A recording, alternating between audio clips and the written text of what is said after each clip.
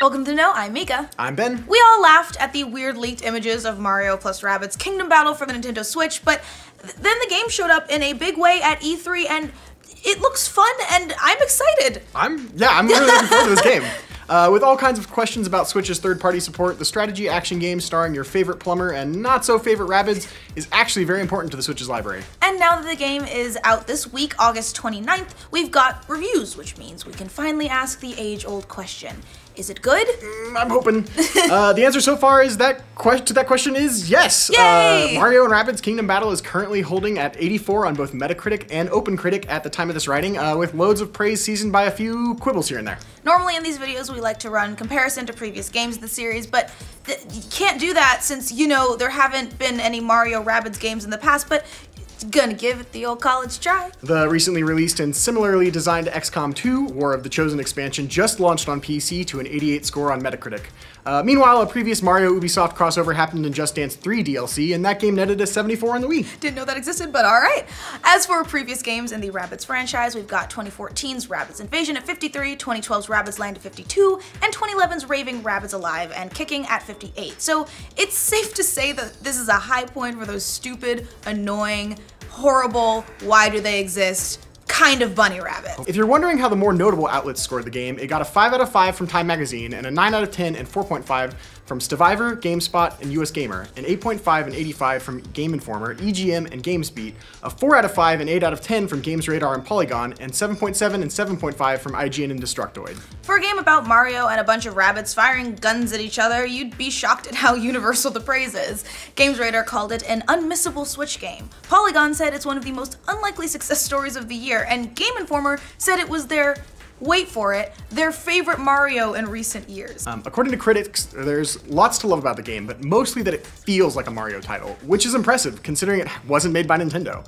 It has tons of replay value and manages to walk the line between accessibility and strategy admirably. As far as the general complaints, these are mostly in the form of depth, which the game lacks in later stages. The fact that it only has local co-op and some of its menu presentation. That doesn't seem too bad. Nah. But let's get into the meat of the reviews. The main point of praise for Mario's and Rabbids is that it successfully apes the format of popular strategy game XCOM and manages to create a really great entry into the genre.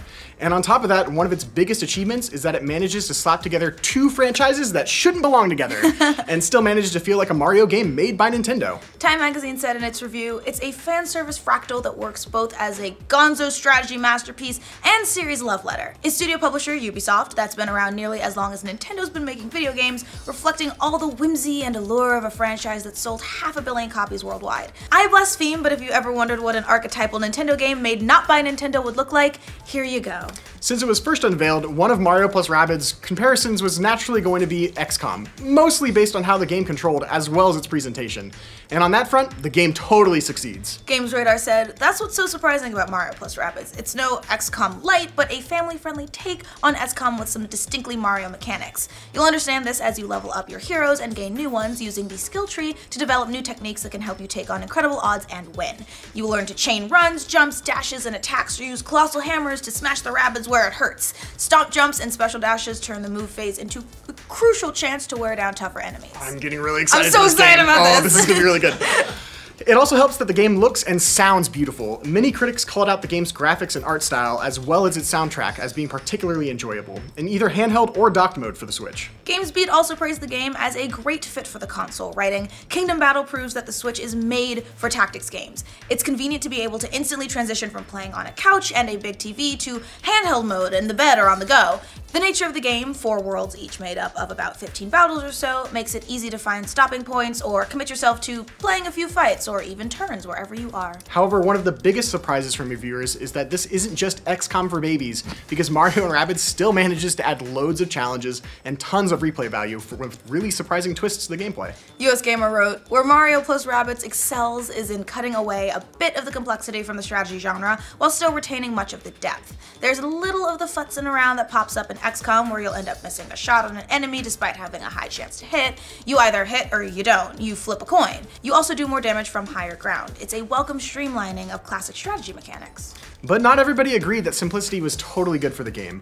Polygon argued that sometimes it made the game a tad one-dimensional. In their review, they said, while the accessibility is nice, some of Mario plus Rabbids features feel a little too basic for their own good. There are unique skill trees for all 10 playable heroes, but there's not much variety in hero builds. Just about every Rabbid Peach is going to play similarly to every other Rabbid Peach towards the end of the game. Weapons, too, feel pretty rigid and samey. EGM agreed with these sentiments, mostly because Rabbids keeps you from one of the most important and fun aspects of a strategy action game, building out your roster and putting together the ultimate ass-kicking team. EGM wrote, "One of my few issues with the game is that there are only 8 characters total here. You can only choose 3 at a time, and you don't even get the last character for your party until only a couple of stages before the game actually comes to an end. You also must always have Mario in your party, and there must always be at least one Rabbid. This was all really limiting on the strategy front because, particularly towards the end of the game, I felt I was being forced to put out a team that wasn't necessarily my best." Also, some reviewers criticized the game's menus and UI, which left a bit to be desired. GamesBeat said, "As good as Kingdom Battle looks and plays, some of the less significant parts of the package suffer. Menus are dull and visually uninteresting, and the game has some awkward and harsh transitions between cutscenes and gameplay. You'll learn some new powers or abilities with no narrative explanation. You just beat a boss and the game bombards you with a series of splash screens telling you all the good things you've earned. It's a little unsophisticated." But despite those nitpicks, reviewers overall tended to agree that Mario plus Rabbids is a Switch game to be experienced if you own the console. So the TLDR of all this is, if you love strategy games that are simple while not being totally dumbed down, and if you love Mario games, Mario and Rabbids will be a welcome addition to your library. What do you guys think of all these reviews for Mario plus Rabbids? Are you a Polygoner? Do you think this is Dark Souls? Let us know in the comments! And for future updates on some of the fall's biggest releases, remember to like this video and subscribe to the know.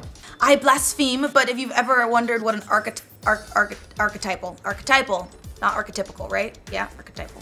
I blaspheme, but if you've ever wondered what an archetypal Nintendo game made stopping points, or commit yourself to playing a new